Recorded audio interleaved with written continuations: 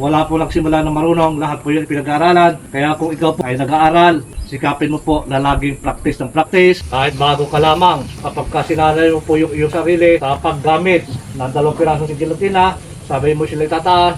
Kung ikaw idadaan sa aura ng gold, medyo mahirapan ka dyan. Dahil dyan pinalabas siya, dyan po ay hinilugan nila o kinamadahan ng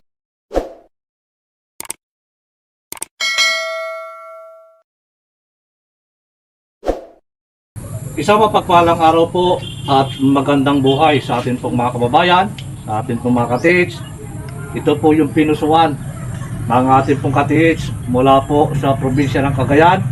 Ito po yung telescopic luminous locator, sigilantina with brass nozzle. So mga kababayan, mga ka-TH, ito po ay bala-bala. Kung ano pa rin po yung ating ibabala, yun po yung ilulocate ng ating pong locator. So, isa pa rin po yung babalahan kapag kasabay mong gagamitin, at kapag isa naman po ay isa lang bala ang iyo rin gagamitin. So, hindi po pwedeng dalawa na pagkasabay mo ng bala at gagamitin mo, hindi po pwede yun. Kailangan, pag dalawa, isa lamang po ang iyong babalahan. So, meron din po ako dito pambala mga ka-TH, mga kababayan.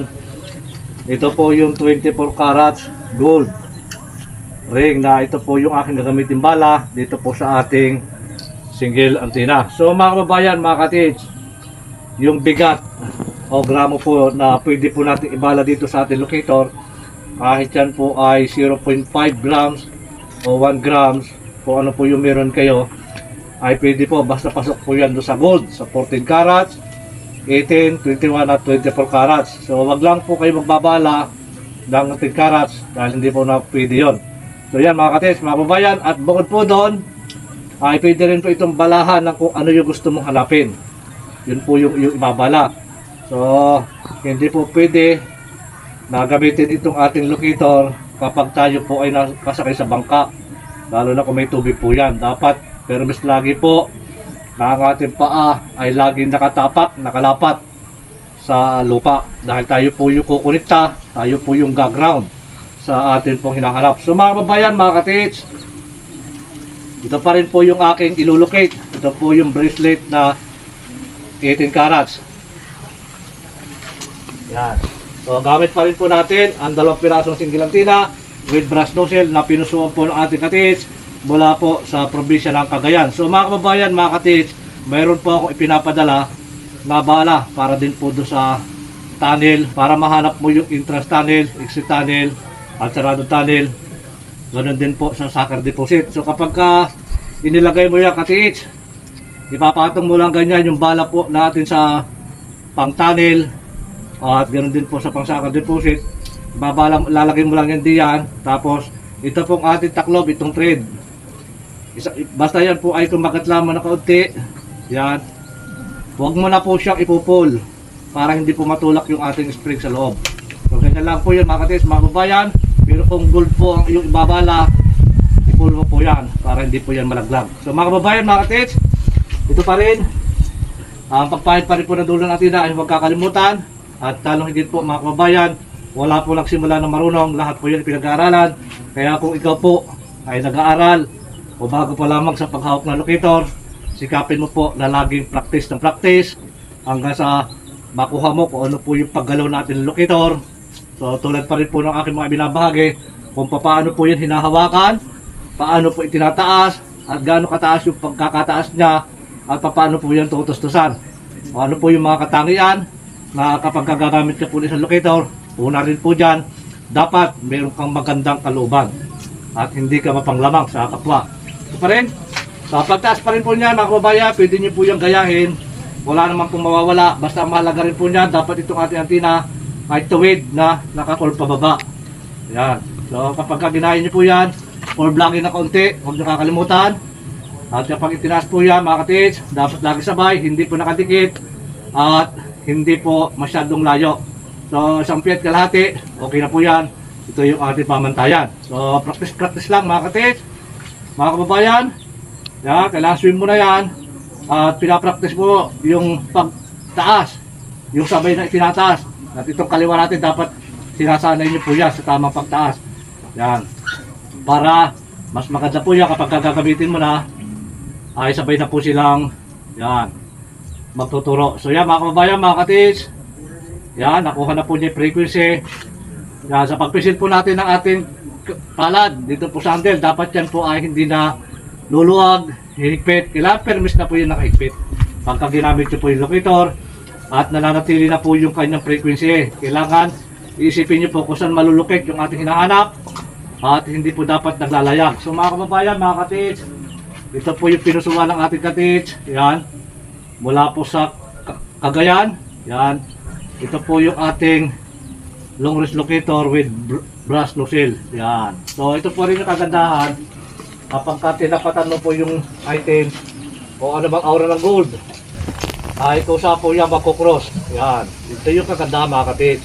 Kahit bago ka lamang sa paghawak po ng locator, kapag sinalay mo po yung sarili sa paggamit ng 2 pirasong sigilatina, sabi mo sila itataas, automatic po yan na magkukross, nangangahulugan na talagang naando ka sa tinatapatan ng aura ng gold.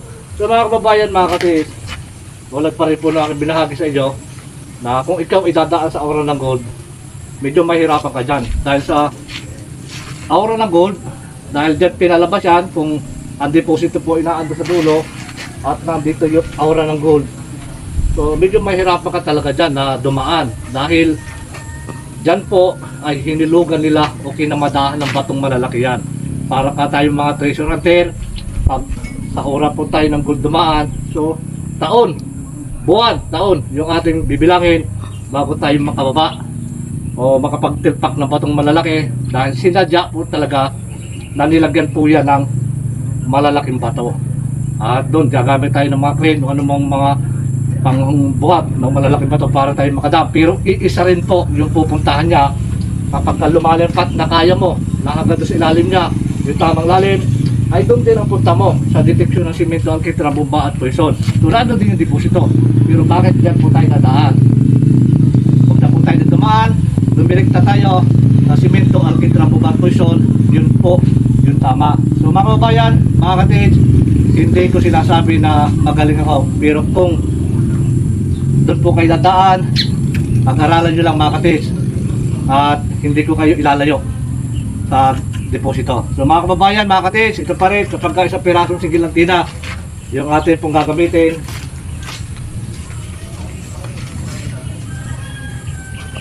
Yan. So dapat, kailangan pag isa lamang, yan, pukod ko mga katids, pag isa lamang, yan, pukod na konti, hayaan mo na siya na siya ay magturo doon po sa ating hinahanap. Yan.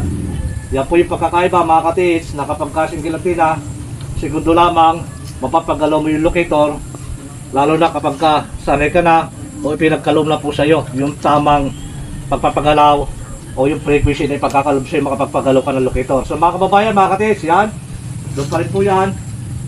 Yan, kahit dito po tayo, pag-iisa lamang po yung aura ng gold na yan, doon po siya bumabalik. Yan, doon po talaga yan. Kapag mas na yung mga katids, yan, doon po talaga tumuturo yung ating po locator. So hinihila po ng aura ng gold. Yan, yung kagandahan kahit maliit na bagay, para masingsing yan o hikaw, ay tuturo po ng ating locator. Ito pa rin mga katids, mga babayan. Yan, yan natin, di ba?